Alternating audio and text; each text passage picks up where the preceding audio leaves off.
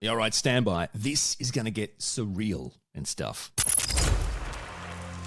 Shining a light on autism and life as an autistic person. Welcome to My Friend Autism, a podcast breaking down barriers, stigma, and misconceptions around autism while increasing understanding and acceptance of the autistic community. And now, here's your neurodivergent host, Orion Kelly. Hey there. Welcome, my friend. I'm Orion Kelly, that autistic guy.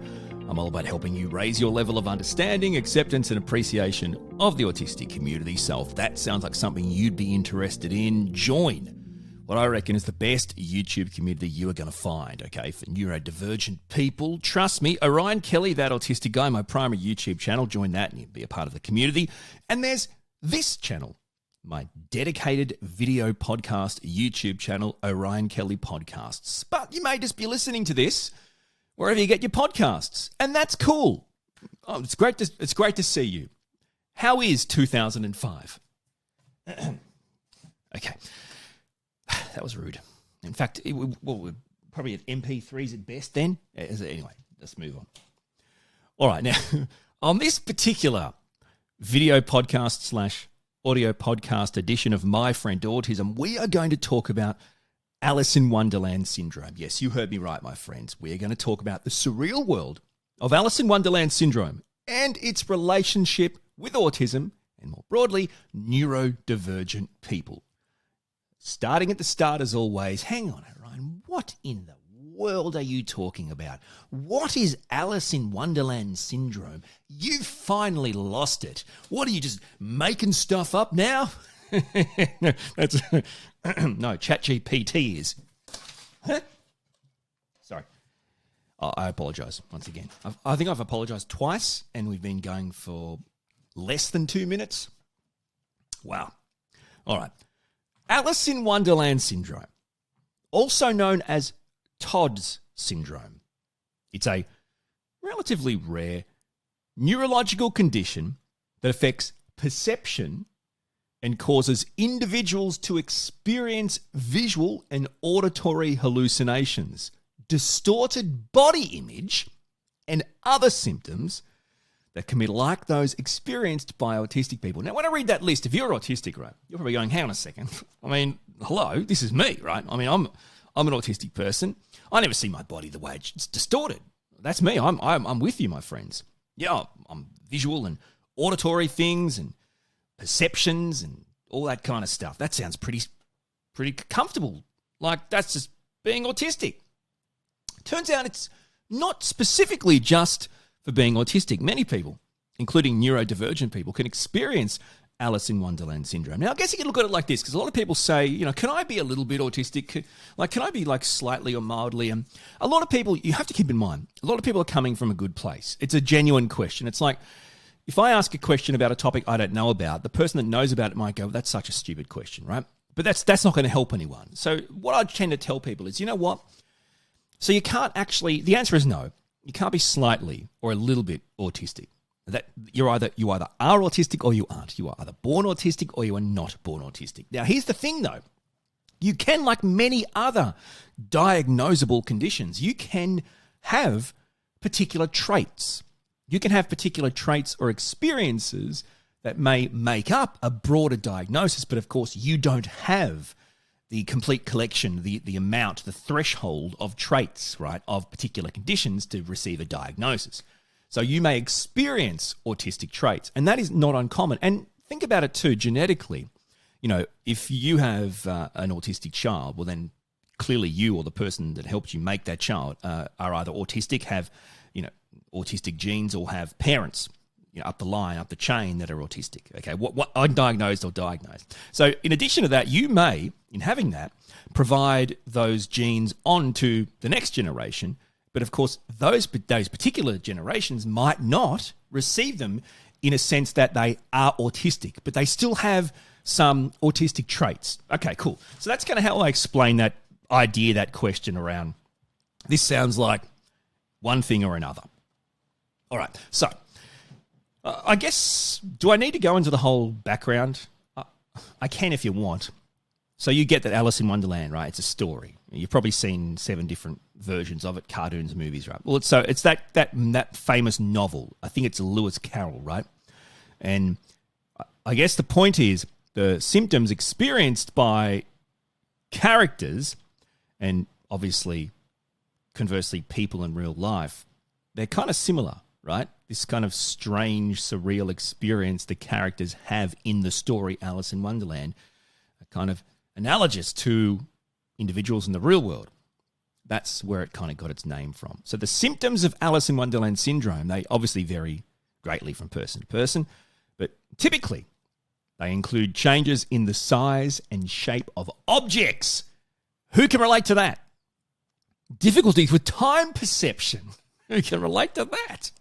And visual and auditory hallucinations. Okay, so that's the groundwork. Now let's dig deeper and let's go into the whole Alice in Wonderland syndrome and autism, and more broadly, neurodivergent people. So what is the relationship? Well, let's talk about it. These, for starters, are 2 distinct conditions. You may have many co-occurring conditions as a neurodivergent person. Great, but they're not the same thing. So Alice in Wonderland syndrome, autism, distinct conditions. Of course, like I just said, they can sometimes occur together. Neurodivergent people, from my own personal experiences, very rarely do not have co-occurring conditions. It almost comes with the package. All right. So it's also been suggested that autistic people may be more susceptible to experiencing symptoms of Alice in Wonderland syndrome. So maybe not the condition, but symptoms of traits of which include things like sensory overload and perceptual difficulties. Additionally, some researchers believe the symptoms of Alice in Wonderland syndrome may also, and this is really bizarre, but I'm just going to put it out there because it's, some researchers suggest it, may actually be related to migraine headaches. In other words, there may be some sort of scientific connection between those who suffer from migraine headaches and those who have Alice in Wonderland syndrome. Now, it's also been suggested that autistic people may more commonly experience migraine headaches than non-autistic people. Again, it's a grain of salt type stuff. You might relate to that. You might not. But it reads into the neurological connection, right? The brain. So we will all well and truly know, and if we don't, you know now, autism is nothing but the brain. Nothing but a different brain. There's nothing else in your body apart from those, atoms and genes and all that kind of stuff. You see what I'm saying? All right, so that makes sense. It's important to note, though, that not all autistic people are going to experience Alice in Wonderland syndrome, and conversely, not all people that experience Alice in Wonderland syndrome. Did that come out in English in any respect? I'm not editing that, by the way. You can deal with it. I've got better things to do. So I don't. I really don't. I apologize. That's 3 in the first under 10 minutes. Not all individuals who experience Alice in Wonderland syndrome will be autistic. However, there is a relationship between the 2 conditions that can help individuals and families better navigate the challenges that come with them. So that's what we're going to focus on. Let's focus on the connection between neurodivergent people, autistic people alike, and Alice in Wonderland syndrome. All right, examples to help. Examples of how you, an autistic person, a neurodivergent person, may experience Alice in Wonderland syndrome. All right? So hopefully this will help you. The first one, micropsia. Micropsia. MICROPSIA. We may experience objects appearing smaller than they actually are. Obviously causes confusion, disorientation. Okay, so think about it like that. Objects appear smaller to you than they actually are. And we talk about this a lot of times, autistic people, we talk about it from I think it's proprioception, your understanding of where you are in space, right? So things seem smaller. And this can happen a lot to autistic people. I'm sure you can relate to this. If you can't, you've done nothing wrong. Let's go on. Maybe you'll relate to this one. Let's reverse it. How about macropsia, macro, from micro to macro. Objects may appear larger than they actually are, leading to sensory overload and an increased sense of anxiety. Things appearing larger than they actually are, leading to many things like anxiety. So it's basically, like you're a neurodivergent person that has that warning sign you see on cars. Like objects may appear, does it say closer or larger or bigger? It doesn't matter. You see what I'm saying? So these are examples of how neurodivergent people can experience Alice in Wonderland syndrome. These are things that you shouldn't be experiencing, right? Because they're not larger than you think they are. They're not smaller than you think they are, right? But they are to you. The next experience is pelopsia. That's Pelopsia. Now, this is where objects appear to be closer or further away. Okay, so we've got bigger, smaller, and now I've got objects appear to be closer or further away than they actually are. That's like the car mirror thing, right? Now, that's obviously going to throw up some difficulties. Because when you think about it, so if our whole job is to just kind of navigate life, things are feeling smaller or bigger or closer or further, how in the hell are you supposed to navigate life? Honestly, this is why people like me, autistic people will class them as clumsy or unco, right? Banging into things, running into things, missing things, not being able to catch things, right? Just these kind of things. Many zings. I zing. See, when you have kids, all you do is you refer to movies, and at the moment, it's just Drac, Hotel Transylvania references. Zing. Sandler. Another experience that you may have as an autistic person, a neurodivergent person with Alice in Wonderland syndrome, is a distorted perception of time. Isn't there like weird time clocks and stuff in the story Alice in Wonderland? Well, this is interesting.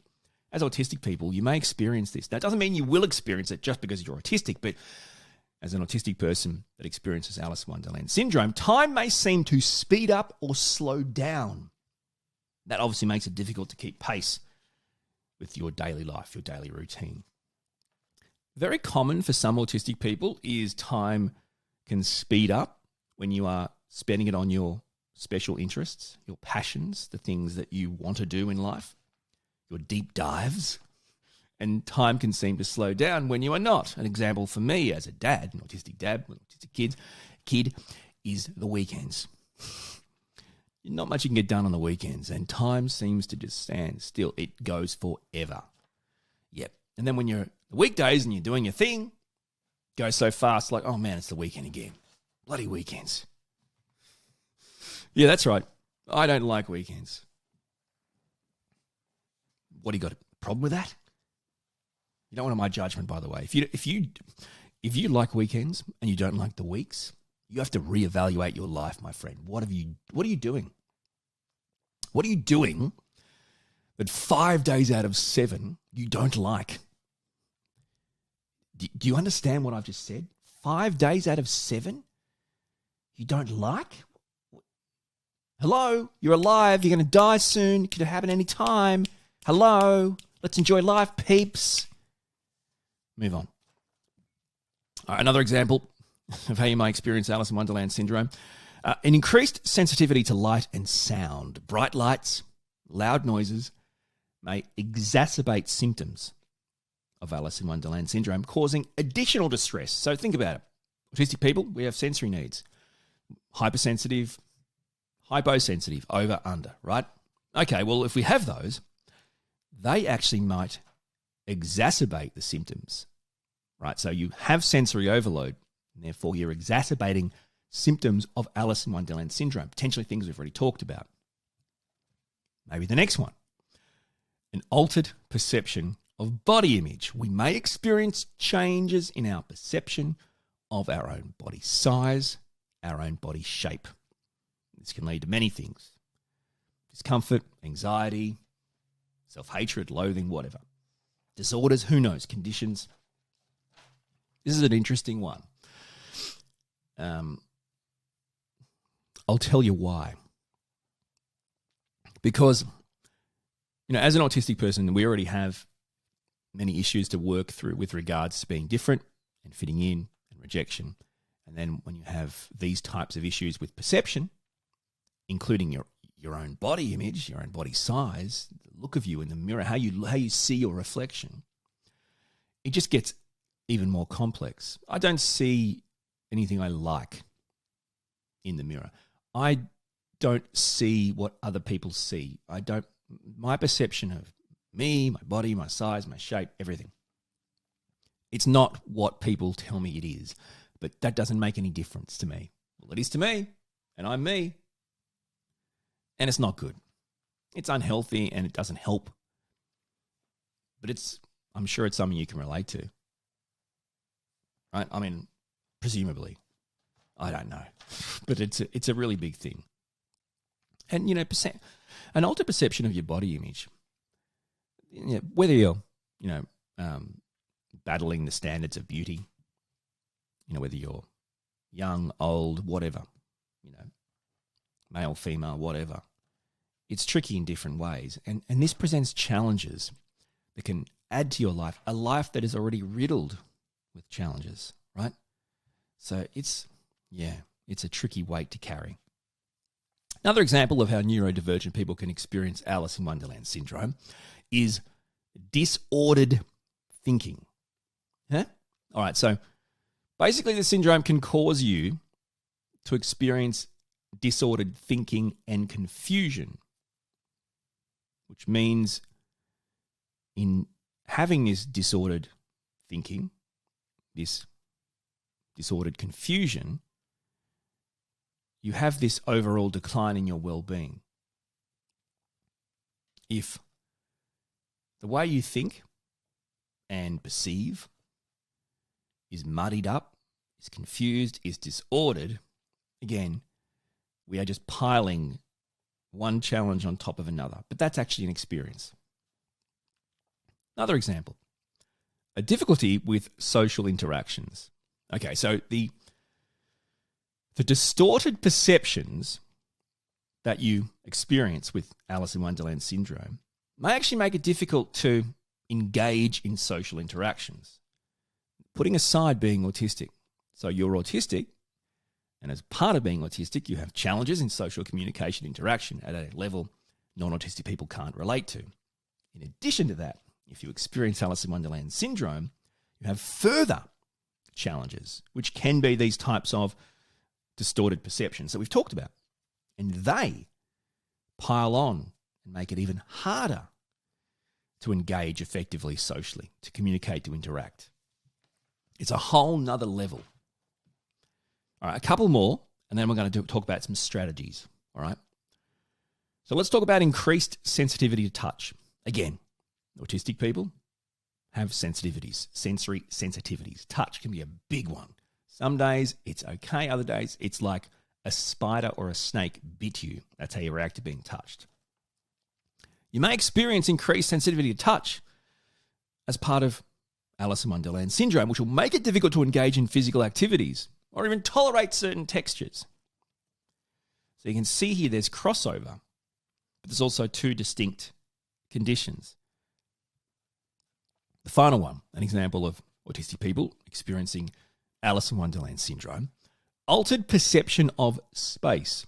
So your space may seem distorted, which obviously makes it difficult to navigate around, right? Your surroundings will be hard to navigate, which leads to making it very hard to maintain some sort of sense of safety and stability in your surroundings. If your surroundings constantly feel distorted, if your perception of your surroundings or environment are altered. So you can see how, it has this correlation to the characters in Alice in Wonderland, the story, but also as a condition, as a recognized condition, it can really make life even harder for neurodivergent people. When you think about the challenges we face and then all these altered perceptions, it just is extraordinarily hard to navigate life. So I'll do my best to try and help. Key strategies. All right, I've got some key strategies for you that you can use hopefully to cope with symptoms of Alice in Wonderland syndrome. We're going to talk about developing coping strategies first, okay? You want to work out the perception issues, the alteration of perceptions you're having trouble with the most. We've gone through quite a lot. All right, now what strategies can you include to cope with those particular challenges, those particular perception issues? It might be relaxation things. It might be breathing exercises, meditation. It might be grounding techniques. This is up to you. What helps you cope? Use those. Work those out. Another one is keep a diary. What do you mean keep a diary? What? Dear diary, today I didn't have breakfast. And then I spoke bizarrely to a group of people watching and listening to me online. No, I don't mean that. I mean keep a diary of the symptoms. Bozo, what are you talking? What do you mean? Hello? A diary of the symptoms. A diary of the triggers that brought on these types of perception issues. And also how that affected you, how that impacted your daily life. So you'll identify them, you'll find the patterns, you'll find the triggers, and you can use that to help you with how to cope, how to regulate, how to overcome. Make sense? Another one, and this is really a big one, you've got to maintain regular sleep schedules, okay? Because Alice in Wonderland symptoms can definitely be exacerbated by lack of sleep, by sleep deprivation, or irregular sleeping patterns, which are very common for autistic people. You might sometimes go to bed early, sometimes late, get up early, get up late, wake up in the middle of the night, stay awake for a bit, go back to sleep. These kind of things don't make your life easy. I know there's struggles with sleep, but you need to try and work out a way to have better sleep hygiene. It's going to help you lessen the risk that you continually trigger things you don't need to be triggering, trust me. So sleep's a big one. You need to develop and stick to a consistent sleep routine. You can do this. Another strategy to help you as a neurodivergent person cope with Alice in Wonderland syndrome is manage your stress. Why? Because stress triggers Alice in Wonderland syndrome. In fact, stress triggers many challenges for autistic people. These are the controllables. You have to control the controllables, guys. Develop stress management techniques. Again, it might be the relaxation stuff, the mindfulness stuff, getting outside, special interest stuff, alone time, proper sleep, you get whatever it is. Playing with your t-shirt, people watching you awkwardly touch yourself. That's bizarre. I apologize. That's fourth. Okay. Avoid known triggers. This is another one, right? So you know you've got the diary is to find out things you don't know, but you know what triggers you. Right? You know the triggers that set you off. Okay, well, avoid those. It could be certain foods, right? Think about your diet, your sleep, the types of medications you're taking, the types of activities that you may be pushing yourself to do or pushed into doing that you know exacerbate and trigger the things that you are challenged with the most. As an autistic person, neurodivergent person, a person experiencing Alice in Wonderland syndrome. Another one is use some sensory integration techniques. What does that mean? Well, I mean, it's just fancy really for sensory tools. Weighted blankets can be helpful for some people, not for others. Deep pressure massage. Have you tried that? That might help. Anything that reduces your stress levels, reduces your triggers, reduces the manifestation of these types of challenges, these types of perceptual issues. Visual aids are also good. So we're talking calendars, checklists, schedules. Because what they do is they help you as an individual, whether you're autistic or you are not only neurodivergent, but have Alice in Wonderland syndrome. They help you, I guess, manage your time and activities more effectively. Now that can help you with everything, right down to your sleep and your stress levels. Seeking support from others is also really important. Now this might mean you want to find some online support groups. This might mean you just want to get the help from your family or reach out to friends. It might mean you talk to a healthcare professional. Whatever it helps in managing the idea that you can have yourself in a more regulated place, managing your triggers, your stresses, your challenges. And that's what it's about. Now this is the thing about support stuff, right?